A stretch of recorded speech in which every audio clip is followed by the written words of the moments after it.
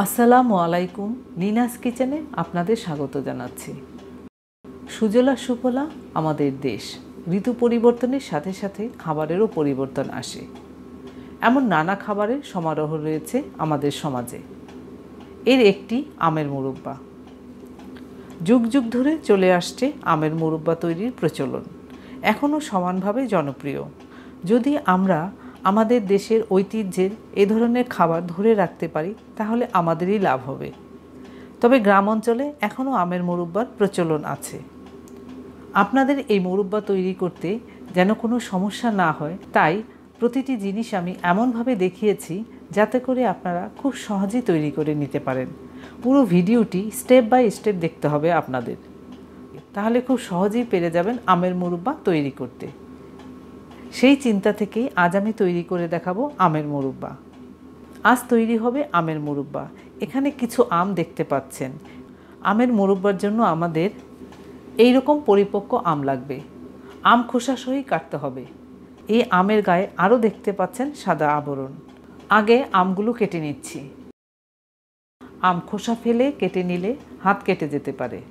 আম কেটে নিয়েছি খোসা সহ। এই আমগুলো আমি কেটেছি দুই পাশ, তবে আটি বাদ দিয়ে। আম আটি সহ কাটিনি। এবার আমের খোসা ফেলতে হবে। তার আগে দেখাচ্ছি দুই পাশ থেকে কিভাবে কেটে নিয়েছি। আটি বাদ দিয়েছি। এই রকম করে দুই পাশ থেকে আম কেটে নিয়েছি। আমের খোসা ছাড়িয়ে পানিতে ভিজিয়ে রাখছি। এর মধ্যে আরেকটি কাজ করেছি। আমের এই কিনারগুলো কেটে নিয়েছি দেখার সৌন্দর্যের জন্য, তবে আপনারা না চাইলে নাও কাটতে পারেন। এই কিনারগুলো কাটার অর্থ হচ্ছে যখন আমের মুরব্বা তৈরি হবে তখন মুরব্বা দেখতে খুব সুন্দর হবে।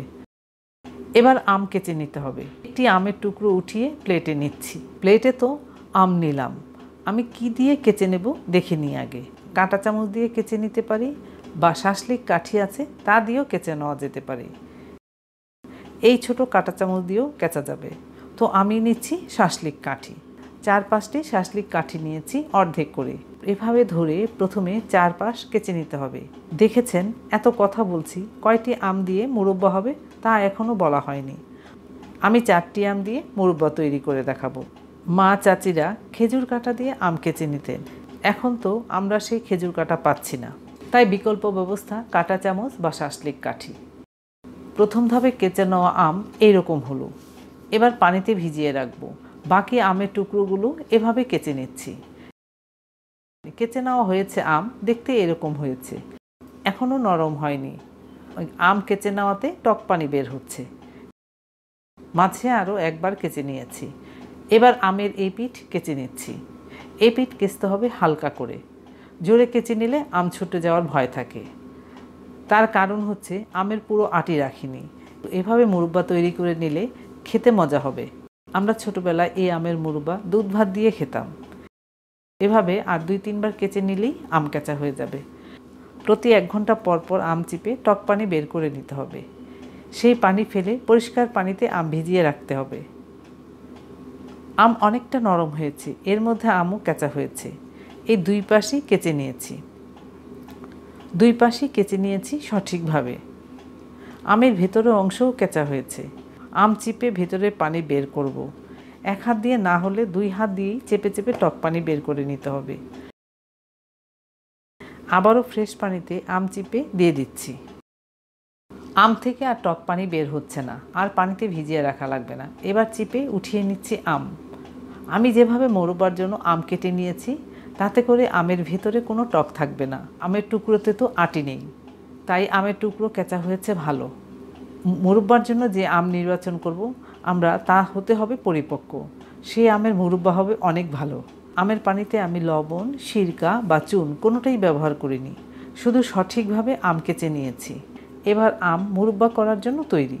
তবে আপনারা যদি মুরব্বার রং সাদা ভাব আনতে চান তাহলে আধা চা চামচ ভেজানো চুন দিয়ে আধা ঘন্টা ভিজিয়ে রেখে তারপর পরিষ্কার পানি দিয়ে ধুয়ে উঠিয়ে নেবেন। আম নিয়েছি 4টি, 2 পাশ থেকে 8 টুকরো বের করেছি, আটি বাদ দিয়েছি। তাতে আমার চিনি লাগবে 1.5 কাপ চিনি দিলেই মিষ্টি ঠিক মতো হবে। দিচ্ছি 1 কাপ পানি। আপনারা চাইলে আরও আধা কাপ পানি দিতে পারেন, তাতে সমস্যা হবে না। 1 টুকরো দারুচিনি, 2টি এলাচ চুলা ধরিয়ে দিয়েছি। চিনি গলিয়ে নিচ্ছি নেড়ে নেড়ে। প্রথম থেকেই চুলার আঁচ বাড়াবো না, মাঝামাঝি করে চিনি গলাচ্ছি। চিনির পানি ফুটে উঠলেই আমের টুকরো দিয়ে দেব। মাঝামাঝি চেয়েও চুলার আঁচ কমিয়ে আরও 2-3 মিনিট চিনির পানি ফুটিয়ে নিয়েছি। এবার আমের টুকরো দিয়ে দিচ্ছি। চুলার আঁচ বাড়ানো হয়নি। সবাই সুস্থ থাকুন, ভালো থাকুন। বাইরে বের হলে অবশ্যই মাস্ক পরে বের হবেন এবং অন্যদেরকে উৎসাহিত করবেন মাস্ক পরার। আমের টুকরো উল্টে দিচ্ছি। 5 মিনিট পর ফিরে এলাম। এখনই সময় আমের মুরব্বা দেওয়ার। আবারও বলছি, আম পরিপক্ক না হলে আমের মুরব্বা ভালো হবে না। আম এখনও সেদ্ধ হয়নি, চিনির শিরাও ভেতরে ঢুকেনি। শুধু খেয়াল রাখতে হবে চিনির শিরা যেন বেশি রান্না হয়ে না যায়।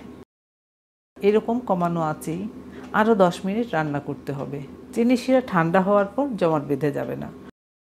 10 মিনিট হলো, ফিরে এলাম। এবার আমগুলো উল্টে দিই।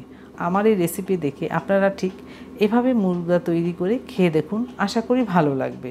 আমের মুরব্বা চুলার আঁচ বাড়িয়ে না করাই ভালো। একটি আমের টুকরো উঠিয়ে দেখাচ্ছি কেমন হয়েছে। দেখুন, আমের টুকরো সেদ্ধ হয়েছে, ভিতরে চিনির শিরাও ঢুকেছে। এর মধ্যে আমাদের প্রায় আমের মুরব্বা হওয়ার পথে। ঠিক আগের মতো হয়ে যাচ্ছে আম। চুলার আঁচ বাড়ানো হয়নি। চিনির শিরা এখনও পাতলা, ঘন হয়নি। দারুচিনি এলাচের সুন্দর ঘ্রাণও পাওয়া যাচ্ছে। মুরব্বা পুরোপুরি ঠান্ডা হয়েছে। এই মুরব্বা দেখে আপনারাই বলুন দেখতে কীরকম লাগছে। আমার কাছে রসগোল্লার মতো লাগছে।